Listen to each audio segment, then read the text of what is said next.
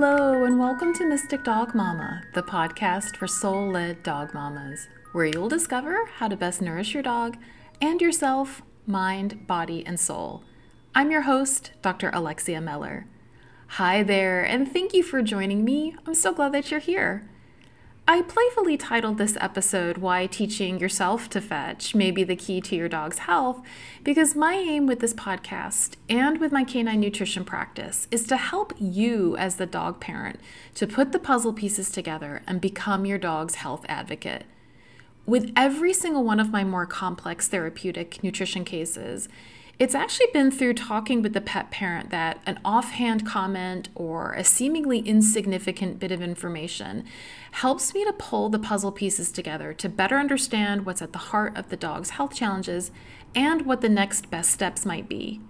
You know your dog better than anyone else, and helping you to start looking at your dog's health through a fresh fetch lens could very well be the thing that helps you to get your dog onto the path of optimum health. So, what is FETCH? Well, it's an acronym for Fresh Food, Energetics, Targeted, Curiosity, and Holistic Health. And it's something that my dear friend and colleague Stacy Renfrey and I developed after many conversations around what we have found is helpful and needed when developing a nutrition and wellness protocol for our dogs. And you're in luck, because Stacy is my guest for today's episode.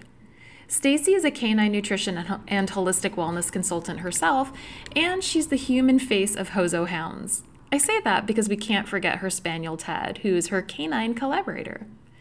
Stacy and I first met during one of our canine nutrition courses and immediately hit it off. We had both experienced similar health challenges with our dogs and couldn't find the community support that we needed at the time to actually help us to deal with what our individual dogs were facing. We both decided to study canine nutrition professionally so that we could help our own dogs, as well as other people's dogs, and help others to better understand how to customize a diet and wellness protocol for their particular dog. In true manifesting generator style, yep, we're both 5'1" MGs, we happily joined one another down every possible rabbit hole that we could find, and we love sharing our learnings with others. Stacy and I have collaborated on a number of challenging cases with client dogs, and through this, we started to develop a framework that we have found incredibly helpful for collaborating with other health professionals and for getting to the root of a dog's health challenge. And this is what morphed into Fetch, and it's what we're going to share with you today. We'll also talk to you about the exciting new opportunity we have for those of you who are looking for more support and community in supporting your dog and yourself, especially when it comes to navigating the ridiculously confusing world of canine nutrition and holistic wellness, so that you can confidently become your dog's health advocate. In this episode, you'll get to meet Stacy and learn about her journey into canine nutrition and holistic approaches to well-being through her dog Shadow, who presented with a rare autoimmune disease. And Stacy also shares how her journey of unschooling her two boys played a pivotal role in her rediscovering her own voice, in her learning to ask different questions, and in her learning to be her kids' and her dog's advocate. All of which has helped her to successfully support many pet parents in finding that missing piece of the puzzle in their dog's health journey. As we introduce our Fetch framework, you'll take away some helpful suggestions for how you can better support your own dog's individual path to optimal health. Now, before we get started, just a quick note that this episode is sponsored by Aspirationary, which in full transparency is another project of mine where we create books, notebooks, and stationery to support you in becoming all you aspire to be. I'm really excited to announce that we have released a Spanish language version of our popular My First Period tracker for young girls and tweens in order to increase menstrual literacy and empower young people to become advocates for their menstrual health. You can learn more about our books on Instagram, and that is Aspirationary, spelled Aspirationery. Okay, on that note, let's go. Hi, Stacy. Thank you so much for joining me on Mystic Dog Mama. I'm so happy to have you. Oh, I'm so excited to introduce We're you buzzing. we are buzzing. We are buzzing. And, full disclosure, this is probably going to be like a little crazy fun episode because we tend to roll this way. But I'm so thrilled to bring you onto the podcast. And you and I have talked on numerous occasions about having conversations here. And I'm so thrilled that we're actually doing it because we have some exciting things to announce to people. But first, I got to let people know who you are. So I figured let's start off by doing that. Or where do we start? This is the question. Stacy from Hozo Hounds, introduce yourself to the Mystic Dog Mama audience. Oh, well, thank you for having me. I'm so excited and for everything that we've got planning and waiting to tell everybody shortly. But essentially, my journey started about 8 years ago with a gorgeous Springer Spaniel named Shadow, who went on a roller coaster journey from when we picked him up at 10 weeks through pharmaceutical overload. And yeah, it's a very long story, but he was a very poorly boy for a long time as a puppy, and then had an autoimmune condition when he hit about 18 months. And throughout that whole journey just led me into this discovery of a whole different approach on how to deal with what was going on for him. And then Ted joined our family when Shadow was about 9 months, I think. Yeah, 8, 9 months. And he was a failed foster, another spaniel, because I seem to just be a spaniel addict. And he has just taught me so much as well. So between them, it's just been a journey of discovery of everything from healing modalities to nutrition to holistic approaches. It's just been everything. And yeah, it's been amazing. And obviously we met doing our level 3 canine nutrition diplomas. So, and then we realized that there was just so many commonalities between us and that we just hit it off instantly. And now everything's just kind of bubbling away and lots of exciting things coming. I know. It is so exciting. And I love that, most of us in this industry, we do have that one dog that catapulted everything for us in this direction. And obviously listeners will know that mine was Lucky. And we had similar experiences in terms of really questioning kind of conventional approaches to our Yeah. dogs that were catalyzed as a result of them having health issues, having health complications. And I think what's been really interesting for me in the crossovers with our journeys too is that we didn't start off with like, oh, we're just going to launch down this holistic path. It was like we had real life experiences of something isn't working in the conventional, and then us having to take this lens of curiosity, which I talk about all the time, and I know that you're a massive fan of embracing that lens of curiosity. Like, is there another way to do this? And how do I deal with my specific dog? And then, as a result of us doing this for our specific dogs, we started to see this is possible for other dogs. And it's very much informed us as canine nutrition and wellness consultants, because that's something else that you and I both share is it's not just about the food, that we are big advocates for having to take a wellness perspective with how we're engaging with our dogs and ourselves. We both embrace that too, that there's this Yes. direct relationship with how we are engaging with our dogs and their health and our own health as well, that many people I feel like are not necessarily taking that full perspective approach, but we have seen the huge benefit for our client dogs and for our own dogs when we are taking that. So I'm really thrilled that we're here talking about all of this. But I wanted to take a quick step back because I think that there's value in also explaining because I think it speaks volumes to like your approach and your ethics and your philosophy around engaging with dogs. Can you talk to us a little bit about Hozo and the meaning behind that? Oh, well, yeah, Hozo, that kind of the name, I think when it's probably about 2 years that name has been bubbling around, and I was looking for a word that would summarize and kind of bring together everything that I feel about how I approach working with not only my own dogs and Ted and all the other people that I've been working with. And as it begun, even in the beginning, was just working with friends with their dogs and just tapping in and seeing the connections from the journey that I had had, and then realizing that actually, oh, but you're having similar issues, and tying those bits together. And that was part of my discovery journey. And I think the other important part for me in terms of my approach to learning is because when I took my 2 children out of school in 2016, and we've come at it from a very unschooling perspective, and kind of taking back those layers of what education is, and that it's not just following a narrative, it's about what resonates for us and what works for us as a family, and then what works for us as owners and guardians of these amazing creatures that we have in our lives as well. So for me, it was taking that next step back and looking at it from a much broader perspective, that we don't just have to take what is given to us information at face value, that there is always another side to the story, and that it's okay to ask questions, it's okay to be curious, it's okay to question what we're being told without there being shame or judgment, even though that might be how it feels from a societal point of view. That's not actually the case, and so much of it, that is our conditioning. And I would say from the school perspective, that's our conditioning that's come from that, and it's how we can start undoing that. And a lot of my unschooling journey with my children has actually kind of followed that journey with the dogs, and my journey into that perspective and that holistic approach.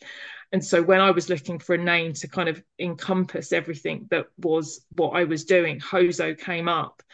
And it's a Native American word that just covers interconnectedness, beauty, harmony. And it just kind of resonated with me, that that's what I wanted life with, not just the dogs, but my family. That's my approach to life. And I wanted something. And of course, the alliteration, it worked with hounds. So it just kind of came together. And as soon as I heard it, I was like, that's it. I didn't want to look anymore. I was like, that's my word, I'm done. So that's how Hozo Hounds, the name and the journey, kind of came about. And it's just been magic ever since I just started and just got going with it, and actually just took that leap and went, no, let's do it. Let's just start spreading the word and working with people and working with those dogs, and just seeing some of those transformations that can happen when you start stepping back and looking at the bigger picture, rather than just getting caught up in one detail. It's just one condition. Well, it's not. It's much bigger than the condition. There's other parts to that story. So yeah.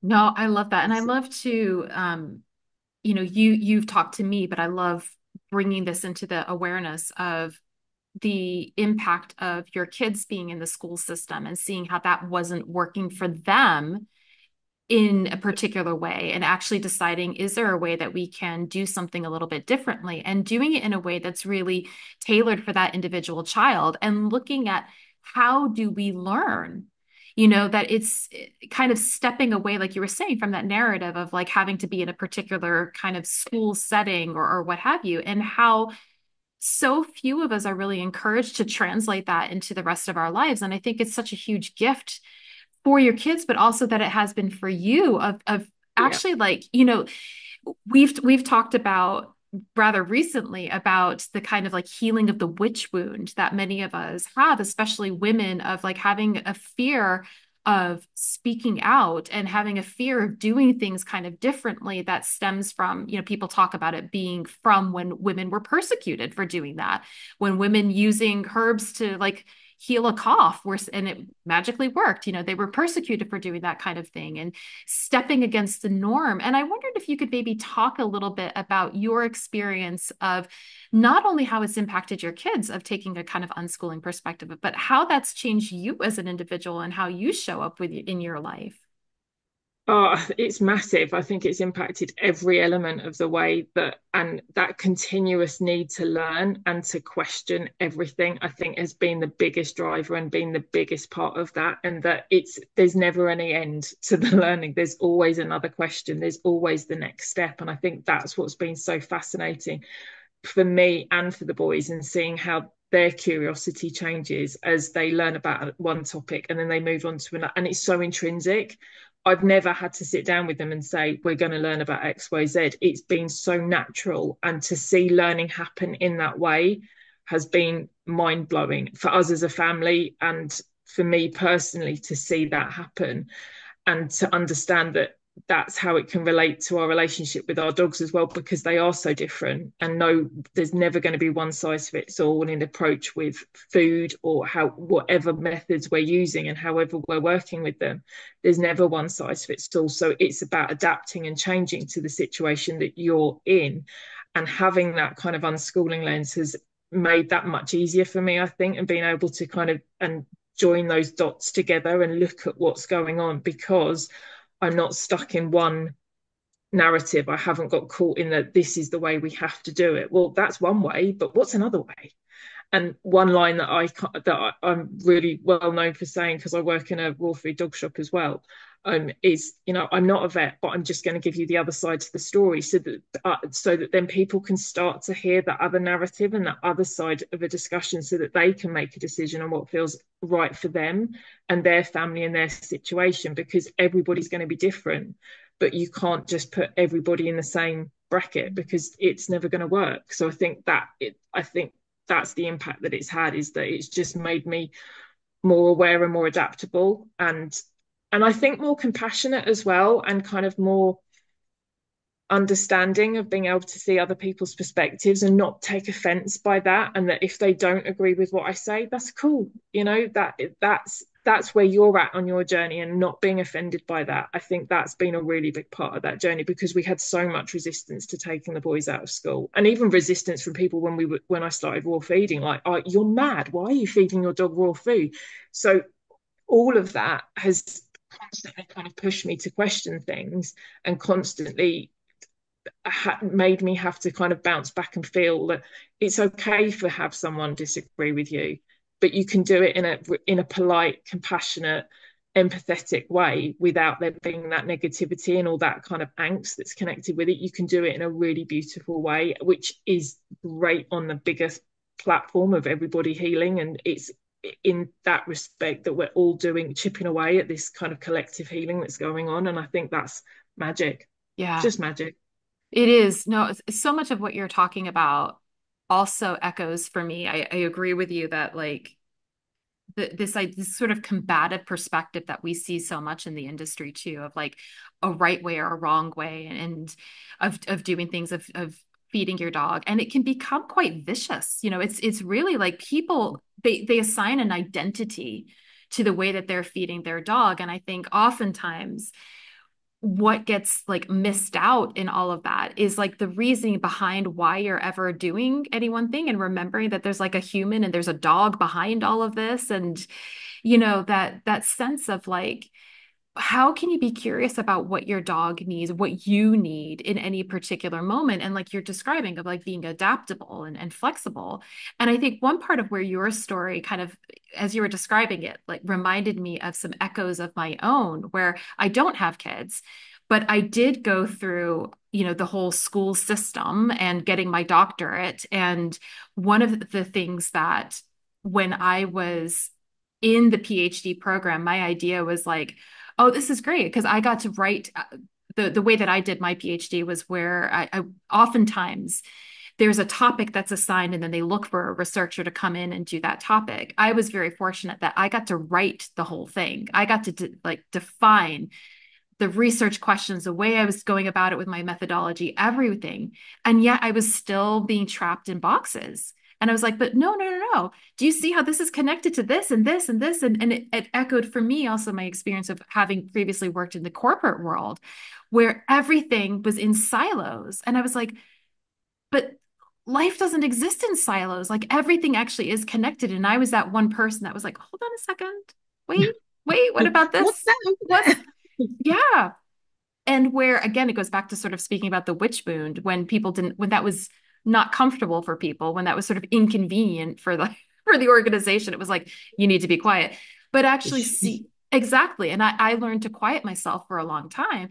But actually now what's happened for me with what has presented itself at first through Lucky, and where I needed to become a real advocate for him, and to see where things were connected, and especially when he was dealing with his kidney stuff, and I just felt so desperate. I didn't know how to put the puzzle pieces together myself, and my vet knew that she couldn't really support me with that, and I was going down the Google rabbit holes that probably like every single listener to Yeah. this podcast has gone down, right? Like we're going down the rabbit holes there.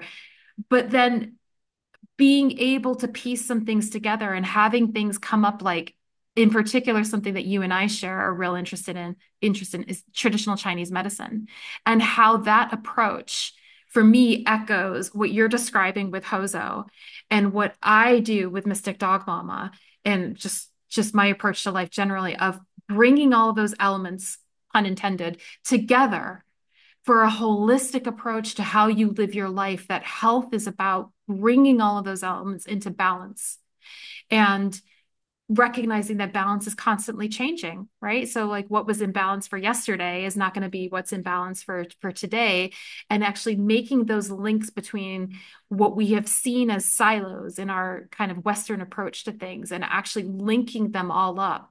As we've done that individually, and then we've come together, you and I, to talk about how we've done that for our own individual dogs and for our client dogs, how we've just seen such magic happen, just magic by taking a different lens, linking things together that don't seem to be connected at first, finding those little missing bits that other pet professionals haven't necessarily found, or that we've recognized by bringing something together. The pet parent is able to make that link for themselves and they become advocates for their dog's health. And it's like, this is the magic.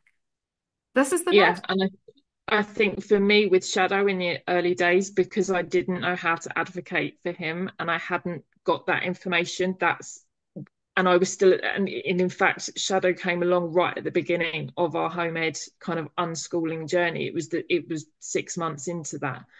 So I was still very much in the, that they need to go through this process, the injections and the flea and tick and all of those things. And then it was the knock-on effect of those. And that was then when I started to speak up and question things. But it took things going wrong for me to get to that point. So now in hindsight, I would of course do things so differently and I wouldn't have done that. But if I had even had some kind of inkling on how to advocate for him right then and ask the question like, well, does he need to have antibiotics, a flea and tick, and a vaccination in one day?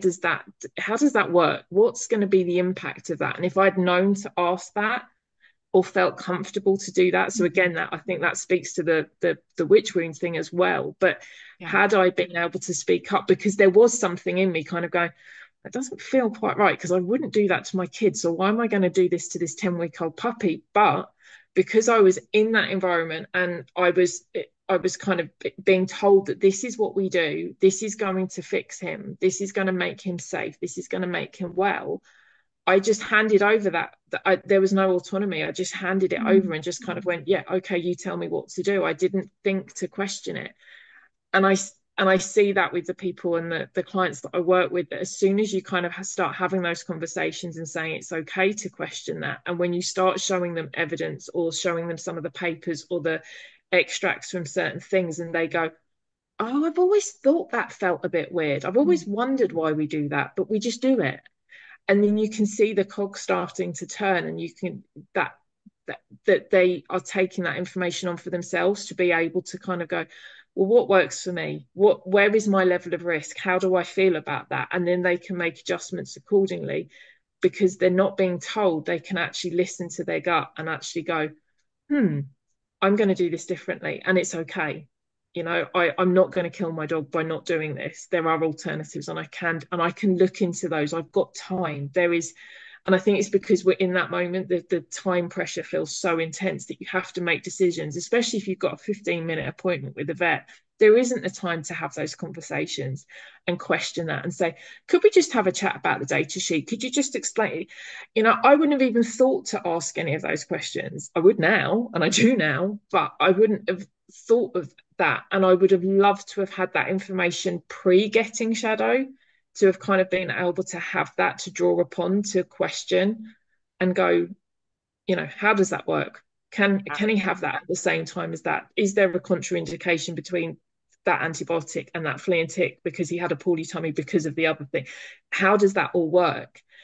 And it's okay to say that. But then I think that's a reflection on human health as well, in the terms, if you're going to the GP, you don't get that time to question and actually sit with how you're feeling and have that space to be heard. So I think that's where we come in, and why looking at all those bigger pictures, and it might only be one sentence that they say or two words that they say, and you go, that's the key, that's the bridge that links that issue with this. And it's that being able to look outside just those the siloed parts and actually bring together how they're actually connected, because that's how nature works. But it's so missed and overlooked and almost almost poo-poo to like, and it's too woo-woo for it to be, but it's not, because that's how nature works. She's right there in front of us every day showing us how everything is connected, but we've become so disassociated from it that we can't, it's almost too scary for a lot of people to actually even think that there could be a connection between two or three things. It's just become too much, because that, and again, you know, I reflect back on the school system again, but its subjects are taught individually. English is taught as English, science is taught as science, when actually there's so many crossovers within all of them. And I used to use baking as an example with people that would question why we were home educating. And I said, but baking covers, so it covers science, it covers English, it covers maths, it covers so many things. And that's life. That's nature's systems. It's representative of everything. It's not just singular subjects. It's not just singular things. Everything has a crossover. Everything is connected. And the more we connect back into that connection, the more magic can happen. Exactly. It's just the way it is. Exactly. 100%, 100%. I know that it is a bit of a long story, but I do think there's some value in sharing, if you're open, a little bit about what happened with Shadow and where you started to make some of those links, because I think a lot of listeners will have had similar experiences to you as well. Okay, I'll try and keep it as succinct as possible because it is a long story, but I will try and keep it as succinct as possible. It is on my website if anybody wants the really lengthy And I'll have that in the story. show notes. I'll have that link. But essentially, we picked up this beautiful 10-week-old Springer Spaniel puppy. And in hindsight, we probably could have done a little bit more research into the breeder, but that's a whole nother subject. But we picked up this unvaccinated, unwormed, untreated, fresh, beautiful puppy. And the day that we got him, we went straight to the vets to go and do all the things that we were told we had to do. So we went and got him vaccinated, and he had the DHP and the L4 jab and a flea and tick tablet and a flea spot on. So within 4 hours of having him, he had had 4 doses of pharmaceuticals. In hindsight, no way would I ever do that again. But that's what I was told I needed to do to create safety for this puppy to enter the world and to be safe. So, of course, I adored him from the second we picked him up. I wanted him to be safe. So I followed the rules. Don't like breaking rules. I do now, but I didn't then. Um, and so we did it. And he was great for about 2 days, and then he got really poorly, and he ended up back at the vets on a drip with sickness and diarrhea. And they just said, "Oh, it's a puppy thing. It's obviously they tested him for parvo. He was fine.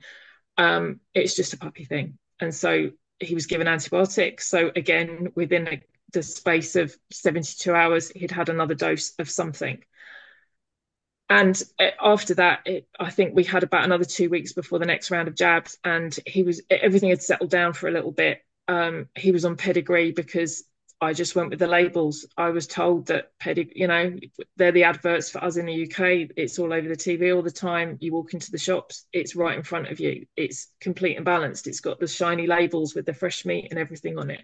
I just went with it because I didn't know any different.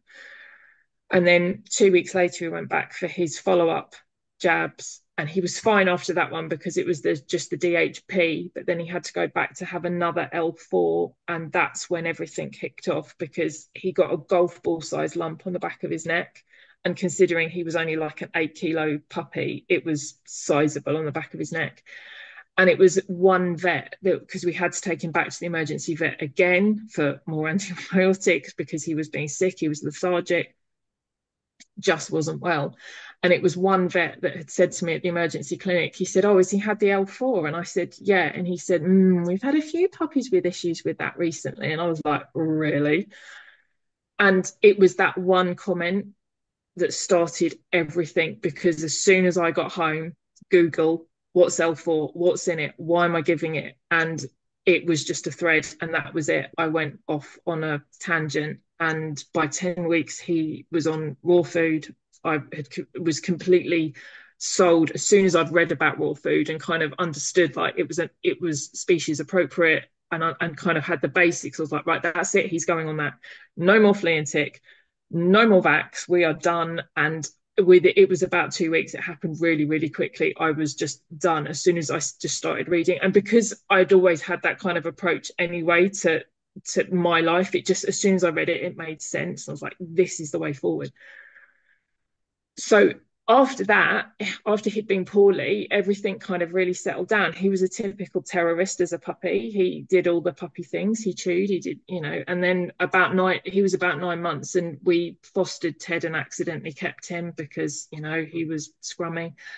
And up until Shadow was about 18 months old, everything was fine. They were great. We had 9 beautiful months where they got on fantastically. They were playing, they just brotherly love. They cuddled up on bed together. They were brilliant.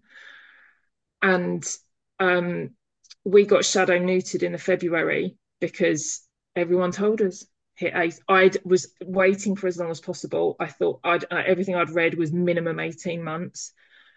And there had been a little bit of a tussle between them. There had been a few little incidents, but again, it's just young dogs playing. And in hindsight, again, it was probably my management of the situation, and I could have handled that better and read a few cues a little bit sooner and intervened and separated or done something.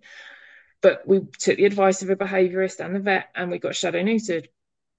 And about 4 months later, that's when my world just fell apart, because this autoimmune disease that he had, that only 10 other dogs had ever had, kicked in. He was at the Royal Veterinary College up at Milton Keynes for 10 days, with every test under the sun. And it took them probably about 3 or 4 days to actually figure out what was going on. And it was an autoimmune response. And I completely and utterly put it down to what happened to him as a puppy with the over vaccination and the L4.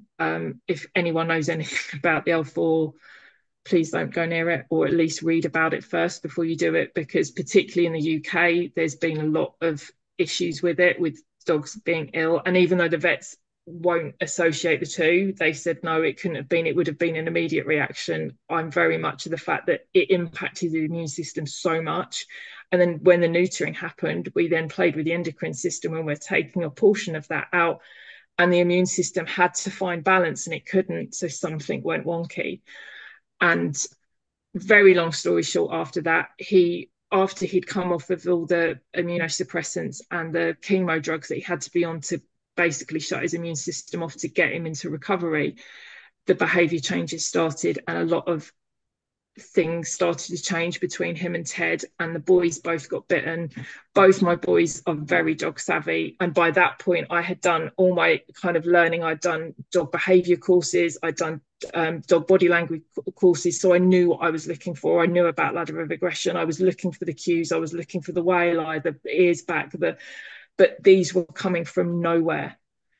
He was laying down asleep, literally, and one of the boys walked past him and he went. So there was something much deeper going on. And now I would know that it would be microbiome, and I would have been really looking into that, but obviously I didn't know about that then. And it led to, unfortunately, having to rehome him in 2020 because we weren't the right home for him at that point. And we had to make that decision for him. As much as it broke our heart, we weren't the right home for him because it was too busy. It was his immune system, and I think his system was so fried by everything that had happened, he just couldn't cope, and he needed space away. And he is now living the life of luxury on some land with an older couple, and he's found his space. And I think part of my journey with him was to let him go. And as much as that breaks my heart, and did, I wouldn't be where I am now if it wasn't for that journey that I'd been on with him and all the learning that he gave me. So I think I can only ever thank him for everything that he ever did. And then Ted just has come along and I think people always say to me, Ted's the dog you're always meant to have. Shadow was kind of the guest along the journey, and Ted was always the one we were meant to have. But Shadow was the reason we got Ted, because he was the companion. And then that's why. And there was a lot of guilt for me that I'd fostered and kept Ted, but then I gave away the one that I'd originally got. So I had to deal a lot with that. So it's been a roller coaster. And I think 4 years now he's been gone. I'm at peace with it now, but it's taken time to get to that point. That was a long waffle, wasn't it? Sorry, everybody. No, no, but I think it's really helpful for people to hear for a number of reasons. And one, I mean, you started with talking about like putting the pieces together, and I think that's an element too of like how do we start to put those pieces together for our dog's health, and if something is going on, kind of looking in a non-obvious place as well might be the key to helping us figure that out. So there's that element of it. And I think a lot of people will have struggled with something similar to that. But I also feel like it's not often, or it's not talked about enough, the emotional impact for us and the different the decisions that we have to make that, like you were saying, is ultimately the best decision for the dog and the family to say, okay, well, Shadow doesn't actually fit here. This isn't the right place for him to thrive. And so can I be loving enough to him and to myself and to the family to actually do that for him? But there's so much that comes up with that. I mean, it's kind of like when I was talking to Beth Bigler in the interview that we did on pet loss grief, and how our culture, sorry if you can hear the car driving by with the really loud music in the background. Real life people. But That's how we roll. it's how we roll. It's how we roll. And how he rolls too, obviously. But, looking at our culture doesn't make space to actually hold grief and to recognize all the different griefs that we go through. And I think when you bring a pet into your life, you have to expect that you're going to go through various levels of grief. And so I think your story validates that for people. And you, as a result, you were talking about becoming much more compassionate as a result of the home ed journey. But I also think that Shadow also opened Yeah. up a huge amount of compassion for that you have for other people and their dogs' journeys with them too. So I think it's important. And I think we need to keep talking more and more about these kinds of experiences with our dogs, because there aren't a lot of places that are fostering these kinds of conversations. And getting a dog isn't what we see in the advertisements. Like you were, you were referencing the pedigree advertisements of like, and I'm sure it's like the dogs running through the fields and playing, and it's all lovely. And it's like, and and there's this whole other side. And we've talked about many times, you and I, but I've talked about it a lot on the podcast, that our dogs are our sacred mirrors. And the role of the mirror is to offer a different perspective and to show us the things that we can't see, to show us the shadow side. And we have to be Which prepared his to deal name with is that. not lost on me in that respect. 100%. There was 100%. there was a lot in that. Like, why was he called Shadow? What was he reflecting? What was I needing to see? And what was that part of our journey together?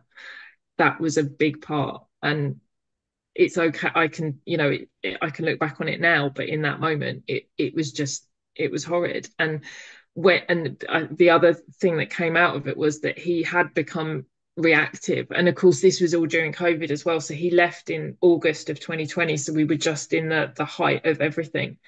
And I had got used to walking him early and away from everybody because that's what he needed. And I honoured that by giving him what he needed, by not taking him to busy places because it was just too much for him. So I would walk early, but then all my walks became busy because even though we weren't allowed out, but we were allowed out in the forest, and people were allowed out to go out and get their daily exercise.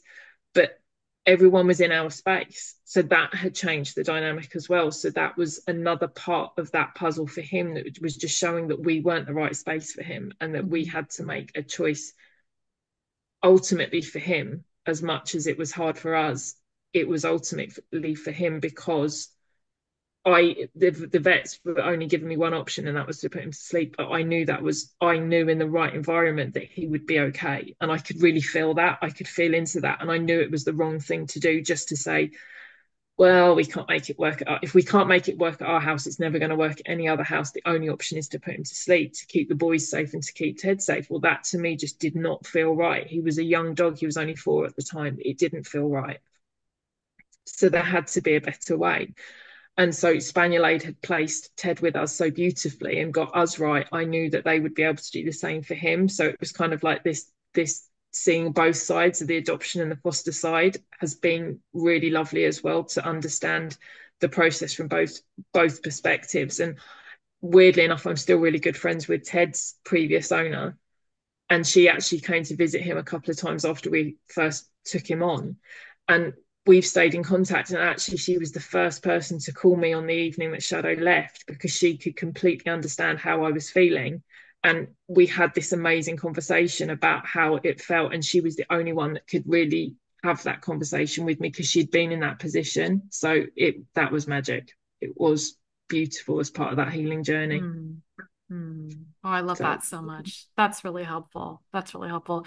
But I love too that it is that thing that like within really difficult and tragic situations, there is that silver lining, right? Like as cheesy as it sounds, but there is good, there's always good that comes out of it. And the gift, Shadow's legacy lives on in the way that you have transformed the way that you approach your life with Ted, and consequently, then how you have gone on to explore so much within canine nutrition and well being to be able to support a whole host of other dogs, and including, like you said, like working in a raw dog food shop as well, where you get to educate people who are just coming into the shop and looking for what to feed their dog, as well as working with consults and all of the stuff, all of the stuff. And so having a huge impact. And I know that that is something that is driving what you and I are going to be talking about now, which is why we came together with this too, of recognizing through our shared experiences with our individual dogs. And so much of what you went through with Shadow is very relatable to what I went through with Lucky, and including the whole COVID experience and what that did for behavior. I mean,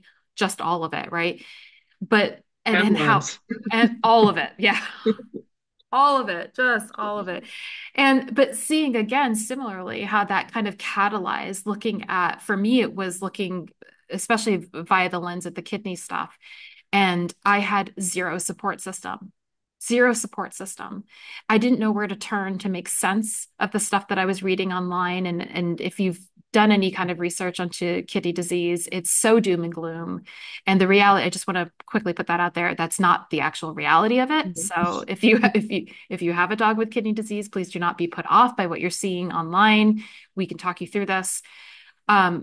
But I was looking for support beyond buying a recipe, which in our industry, in the canine nutrition industry, that's often what's put out there as a service, is you buy a recipe and you have support for say 3 weeks from the nutritionist after that. And I knew that that wasn't right, and that I needed more than that, and that I also needed someone to talk to because of the emotional impact that, like, just all of it. Like I needed help as much as he needed help within all of that. And that was very much the impetus and what became the driving force and my mission for going into canine nutrition professionally myself, was that I wanted to be able to offer pet parents what I needed and couldn't access on my journey with Lucky. And so it's beautiful that you and I magically ended up in one another's lives through the universe working its little wonders that it does, and finding so many kind of correlations, and through our own education and through the experience of going through that, where we were working with case studies, and you and I in particular ended up having some really similar kinds of case studies that we turned to one another to create that community of support for how are you seeing this, I'm seeing this, and how are you handling it, and all that kind of stuff. And we just kind of went, you know what, I think we need to put something together. there's something going on here. There's something going on, but from that shared perspective of looking at things from a holistic perspective, a truly holistic perspective that also takes into account the human end of the leash, not just the dog end of the leash, and the needs that exist in that human end of the leash, but also being able to put those puzzle pieces together to help then empower other pet parents to become advocates for their own dogs. And you and I have both used the little adage that although most people, when they're coming to us for consults, when they're hiring us for the kind of one-on-one services, it's because there's a real issue with their dogs. There's a real health challenge. So that they've tried everything else. They've done everything the vet has said, and it's still not working. They've seen the behaviorists, they've seen the chiropractor, Thousands. Yeah. they've spent thousands of dollars or pounds or whatever, like, we are in a sense the last resort in many respects. And you and I have both talked privately about how essentially we want to put ourselves out of business for that part of our business, that we don't want to be in a business that is predicated upon sick Dogs being dogs. sick. Yeah. And so, how do we actually help at the other end of that? Which for us is about empowering and educating the owner, the pet parent, to be able to think in the way that we think when we get these cases, to put the puzzle pieces together, to do it earlier, in their dog's health journey or wherever you're at on that health journey, whether it's a preventative, but also how you can deal with a problem as you get it.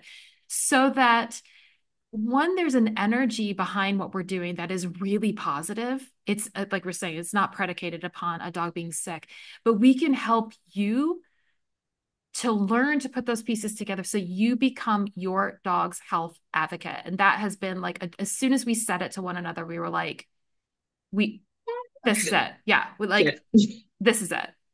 This is it. Yeah. Yeah.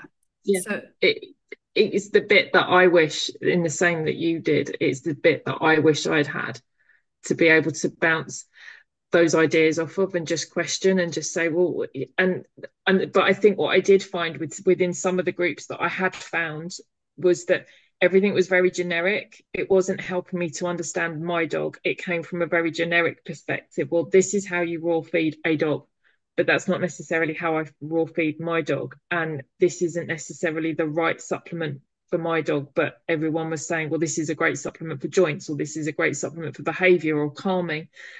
They can be, but I wasn't understanding it in the context of Shadow or Ted. I didn't understand it as it reflected on them as an individual being with their own, complexities, and the information was too generic. That's how I think it was one of the biggest struggles for me. It was too generic. I needed somebody to help me understand how to make the decisions and how to learn about my dog.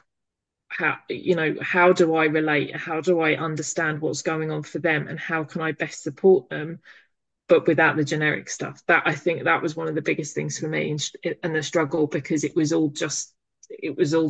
too broad.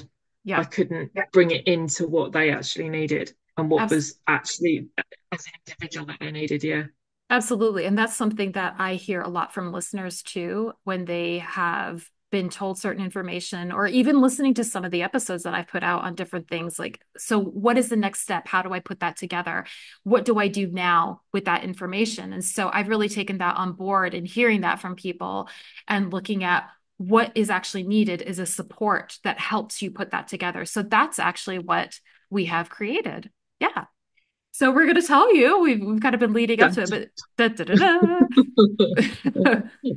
but what we have decided to put together is a community. It is a membership that has Stacy and me at the helm of it, helping to teach you how to do what it is that we do. And we started by having conversations around our approaches. What is it that kind of putting together a framework that distills, when we get a therapeutic client in front of us, what are the things, how do we think it through to best help support that dog, and to help and to support that pet parent as well on that journey?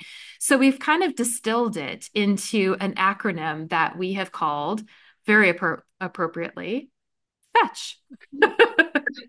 And it stands for, But it works. but it works so well. And it very much describes, even in kind of the ordering of the letters, as you'll hear, It really is. Yeah. how we kind of think through it. So do you want to actually lead us through it? No, you go for it. You've got it nailed down to a beautiful way of description. So go for it. It's only because we would always get stuck on the T part, which you'll hear in a We second. did, but we've got it sussed now, I think. We've got it. We've got it. So for us, the F is fresh foods, and that is the basis of everything for Stacy and me. And we are using fresh to describe both raw and gently cooked, because as you'll hear more from us, you've heard it from me, but we're both proponents of doing what is right for the dog in front of you. And not every dog does well on raw, not every dog does well on gently cooked. But you've got these options. The important part is that you're feeding your dog fresh food.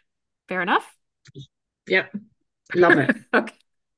E stands for energetics. And you will have heard me talk about it. You will have heard me interview Rita Hogan about energetics.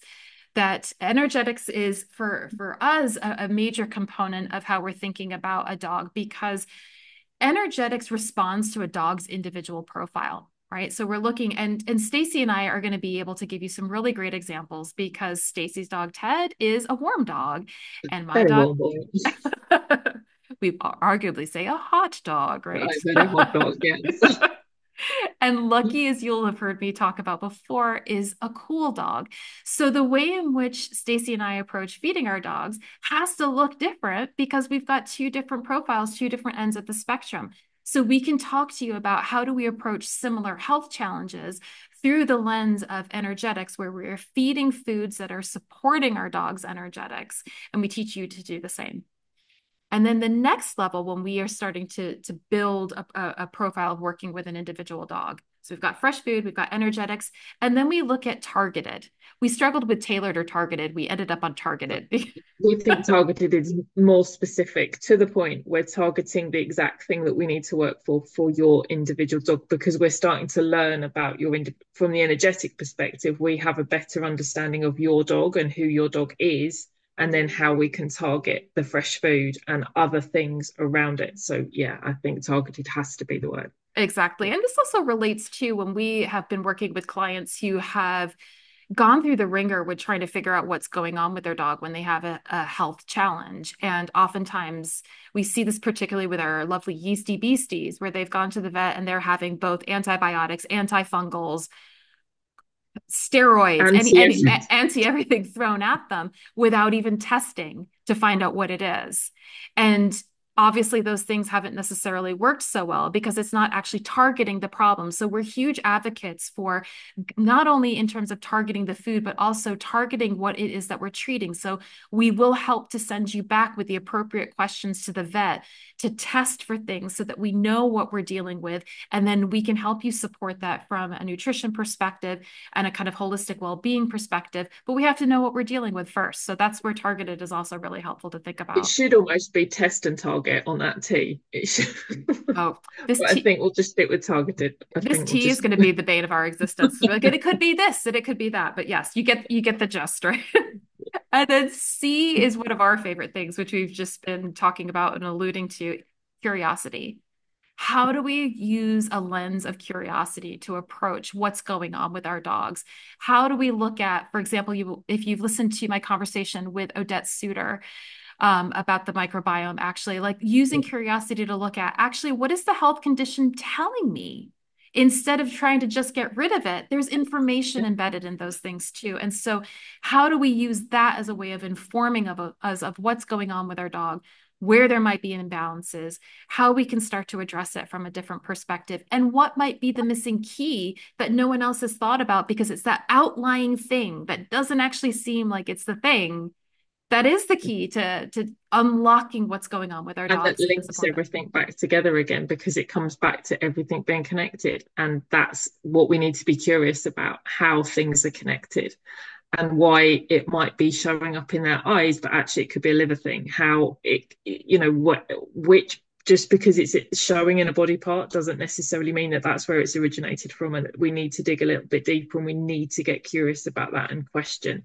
So that's the bit that I love. I Absolutely. think the C bit for me is like the really, like, what can we find out now? That's the next bit, because then I get to learn. There'll be another Yeah. nugget for me to add into my learning about dogs and symptoms and how things present for different dogs, even though it might even be the same condition, but it will present differently for each Yeah. dog. Like yeast can be so varied, but it's still the same problem, but it's how we deal with it because it's appearing differently or its triggers slightly different for each dog. But that's the bit, yeah, I think the C bit for me is just I wicked. I do. love I, it. I love the sea bit as well. And also it's kind of ironic, or maybe not so ironic, because there are just so many overlaps between how we practice and the experiences that we've had.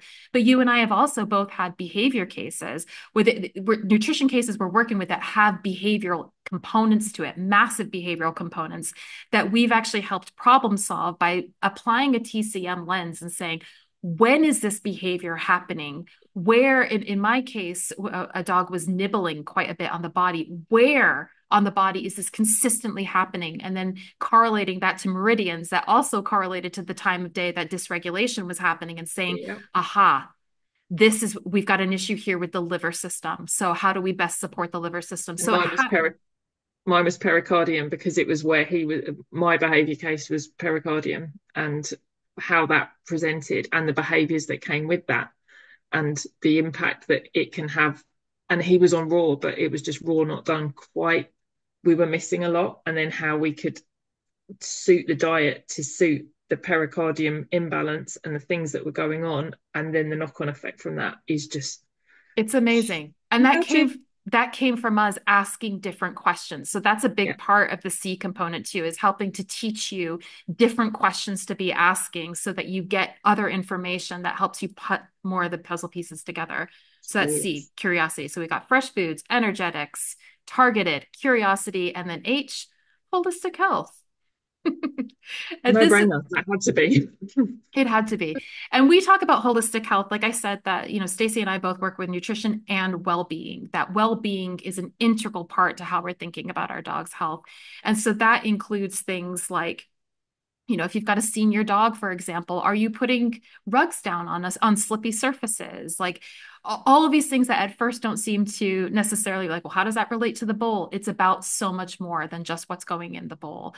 So we're looking at also not just for the dog, but also you and your relationship with your dog, that has a direct impact. We know that our energetics, the way we're feeling, our health impacts our dog's health. We know that it impacts their microbiome. Like we know that it impacts the way that they're feeling, like all of it, all of it. And so we have to take a holistic lens when we're talking about health and nutrition. And so that's what we're helping you do, to bring all of the puzzle pieces together. Would you say that's And I fair? think, yeah, beautiful. And I think under that H thing as well, under the holistic thing for us, is one of our things about when people say that my dog eats better than me, is Mm, for that H part, that holistic approach, we need to look at not just what the dog is eating. We need to think about our diet and how that reflects, and that if all our energy is going into feeding the dog well, how depleted we can become from that, and how we're not serving either of them properly because everything's going into the dog, but we're kind of like forgetting about ourselves, yeah, and what is that reflecting in terms of our relationship with ourselves as well, and what does that bring to the story essentially, doesn't it? So I think it's not that's a hashtag we'd like to get rid of, I think. It's 100%. it just it yeah, because it's a part of a much bigger picture, and the more that you understand about canine nutrition, so much of it is transferable into human nutrition, and understanding those overlaps is beautiful, because then it makes because I think it takes some of the fear out of what do I feed my dog, because once we've started to understand the fresh part, when you get to the end and you're starting to bring all those pieces together, well, actually we can share that, and we can do that, we could eat that at the same time, and that's really good for the microbiome, so why don't we share it together? So whether that's mushrooms or just I don't know, a green tea or something, but it's how you can live together, taking that holistic approach and sharing that journey with your dog, so that you're both healthy, that you're both thriving and not just surviving. And I think it's part that for me is part of that step as well. I think not just it's 100%. it's so much bigger than just approaches. It's how we integrate it, I think, isn't it, as well, is that section. Yeah. Absolutely. Absolutely. And for those of you too that are interested in things like energy work and how you can use muscle testing and that sort of thing, we'll be teaching you about those kinds of things too that have become really useful tools personally for me with Lucky, but also for myself. I started learning things like Reiki, for example, to help support Lucky in his kidney journey. But in reality, the gift of Reiki is that it's a self-healing practice first and foremost. And so against in referring back to what you were just talking about, of that reflection that actually caring for our dogs offers us is just beautiful. So we'll be supporting you in learning all of those things too. But the reason that we have created this as a membership and not like a course, I think is also an important distinction. There will be course aspects that are available within the membership, but the big thing that Stacey and I harp on a lot about is the need to do all of this in community. We need to do it in community, like support Learning happens in community. I think one of the beautiful things that started to happen through the Mystic Dog Mama podcast is that it is a community. We are a group of people that are commenting and supporting and looking at how we support one another. And I think that's a huge component that's missing, particularly if you have a dog with any kind of challenge. And I would argue that most dogs have challenges these days for a number of different reasons.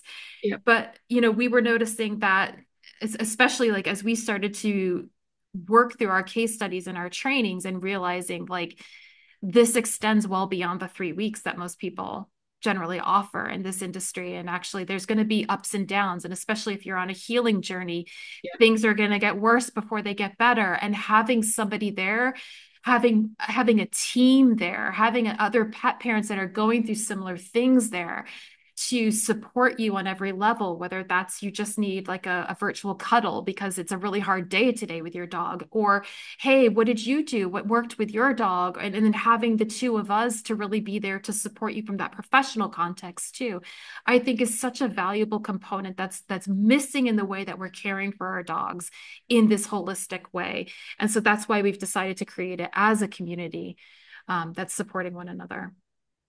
Yeah, because it is just missing, and it's just, it takes a village to raise a child, but it takes a village to raise a dog as well. And to be in that community, in that space with other people going through similar things, or that at least they're at different parts of their journey, so you can see what your journey could potentially look like, and that understanding. And I think we've spoken about this a lot, separately, but about the detox process, I think, is such a big part of that, particularly when you've got a dog that's got a condition, that there will be a detox phase, but actually that can be really bumpy, and there can be so many, I can't think of a phrase, but like dips in the road, or Ebbs and flows. because it's so different for every dog. And you might expect it, I mean, we might even expect it to be a certain thing, and then there'll be a kind of complete U-turn because something else has come along, and you need to deal with that. And with what's predominantly been offered within the industry is just like the three, like you were saying, the 3 week, occasionally you might get a 3 month, but even in that, it's how much support is offered and how much kind of acknowledgement of the fact that journey, the detox journey, is going to be a roller coaster ride, and that and you will think you're on the home straight, but then another curveball will come because something else has cropped up, because the body is constantly in that state of wanting to heal, but another thing will just pop up, and we need to deal with that. And then you might need to change the diet, you might need to change one of the elements of something, but without looking at the bigger picture, you can't do that. But you need the support around you to be able to kind of nurture your ability to think about it and not get so caught up in it. And it's so hard to say that because it's your dog, and you want them to get better, but to have that support around you, I think, is just something that could be so invaluable for people on this journey. And I know that from speaking to clients, and I know you've been speaking to clients about it, and how excited they are about that prospect of having a group of people around them, that they don't just feel like they're just talking to you, that they've got other people, and they don't, like, I had one lady yesterday message me and say, you're the only person I can tell, because everybody else is fed up of listening to me talk about that he's now eating or his poos are now normal. But with it, that's all our talk, that's fine. Everybody in that group will get how excited you are that something good's gone that week, and everyone in that group will understand when things have gone wrong, how that will feel. So it's that compassion and that empathy in that space, I think, is just a magic thing to be able to offer. I can't Definitely. wait. I'm so excited. I know. And off of the back of that too, I often hear from clients too, like, you're the only person that I can talk to that understands that I want to do this holistically. Like, I'm getting so many negative comments from family members, vets, so much resistance from professionals. Like, what do I do? So you'll have a support system of people there that get why you want to do this holistically, and be able to support you in that, and help to arm you with different questions to be asking when you're going into professional context, to be able to get the information that you need to make the decision that's right for your dog. So again, we're not going to be telling you what to do with your dog.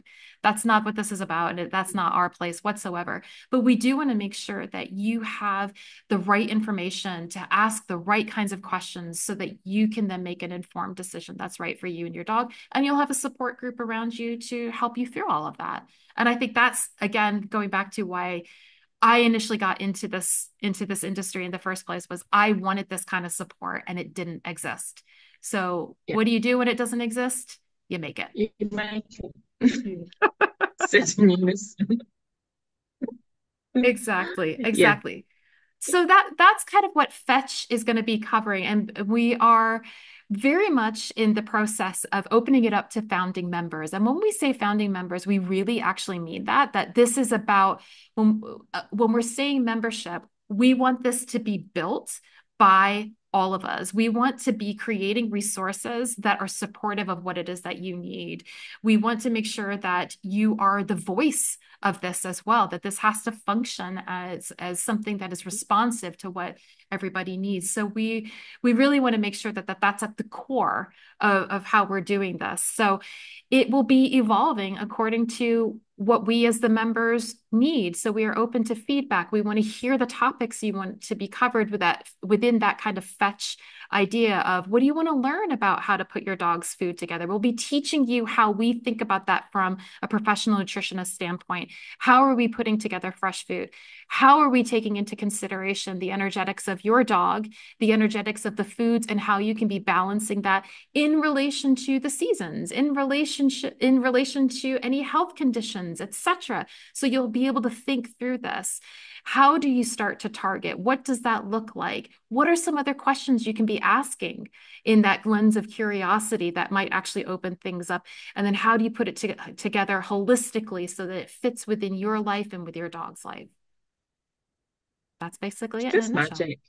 I It think, is yeah, magic. I think we just need to clip that bit. That's the bit. That's There we go. just that snippet. That we just put that everywhere. That's explaining it. It's There it. you go. There you Yeah. go. So that is Fetch in a nutshell. And like I said, we're in the beginning parts of this journey, and we are looking for founding members. So if this way of approaching working with your dog and living with your dog appeals to you, if you want to learn more about how to support your dog and their health journey and how you can become an advocate for your dog's health, I would suggest at this point that you reach out to me. You can DM me on Instagram at Mystic Dog Mama. You can comment Fetch or ask any particular questions. You can also reach out to Stacy at Hozo Hounds. And I'll leave all of these links so you don't have to kind of write them down as you're listening to this. I'll leave the links to that. Very good. You could also reach out to us on our websites, our respective websites. I'll have all of those links available to you. Ask us some questions. Let us know what it is that you're looking for, what needs you have, so that we can then create the appropriate resources for you to support you in that community. Yeah, Anything because else? we've got loads of ideas, haven't we, about what we think you might need, but we really want that input so that we can tailor it even further. We can target it. We can use our own approach on what we're offering you, because then we can offer and put together those things for what people need and how that can change. And we're open to it evolving. We're open to it and how it can be interconnected, and that those things will change, and there will be flux and there will be flow, and that is, we're walking the talk, no, Yeah. talking the walk. Yeah, it is walking the Walking the talk, isn't it? talk. I got Yeah. it around. We are. It's late here, early for Yeah. you. I got confused with the sentence. We got them. It's all good. It's all good. So yeah, please reach out. And if there's anything else you have questions on, also reach out to us with that. Sound good? And All stay right, tuned. so excited. I'm so excited for this. I'm so excited. This, like I said, we want to put ourselves out of business in the one-on-one therapeutic consults. We don't want it to have to get to that point. So we want to support you earlier on in that journey so that you and your dog have a really long and healthy and happy life together. That's our aim. Totally our aim. 100%. And we will be doing some more spotlight series where Stacy comes and joins me on the podcast. So if there are any topics that you'd like us to cover from a Fetch perspective, a Fetch lens, let us know, and we will make sure to answer those questions and address those things in future episodes. So stay tuned. Very excited.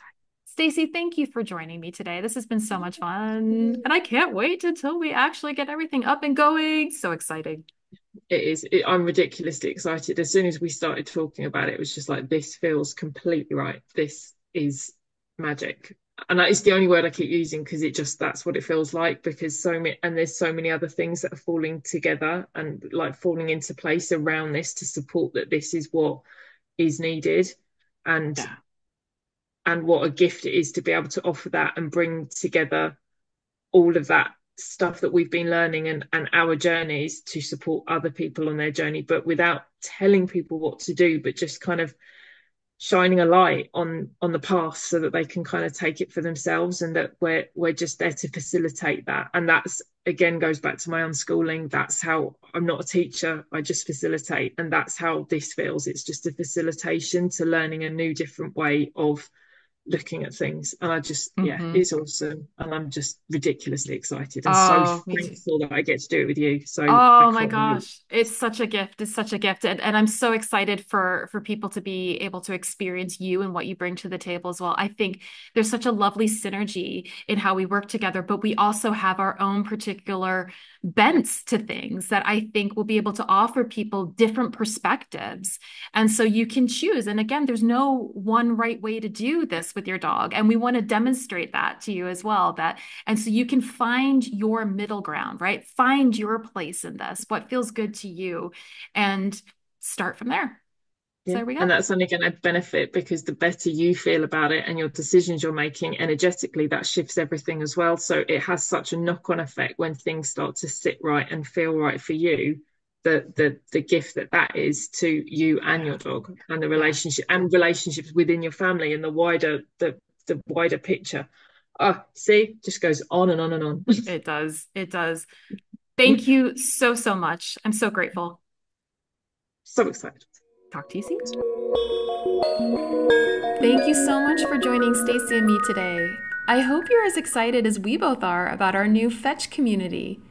If you want to feel more confident, empowered, and supported in advocating for your dog's health, and the Fetch approach resonates with you, we'd love to have you join us as a founding member.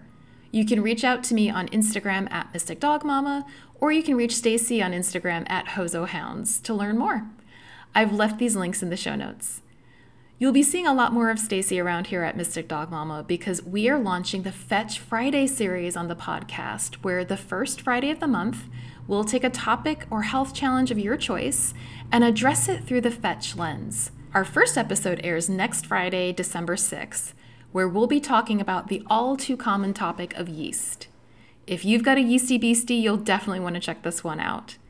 And that also means that you'll get 2 Mystic Dog Mama episodes that week. How exciting is that? If you have suggestions for other things you'd like us to talk about on the Fetch Friday series, or something you'd like me to address on Mystic Dog Mama as a whole, please let me know. You can DM me on Instagram at Mystic Dog Mama, leave a comment on YouTube and Spotify, or you can send me a message on my website, mysticdogmama.com. Okay, until next time.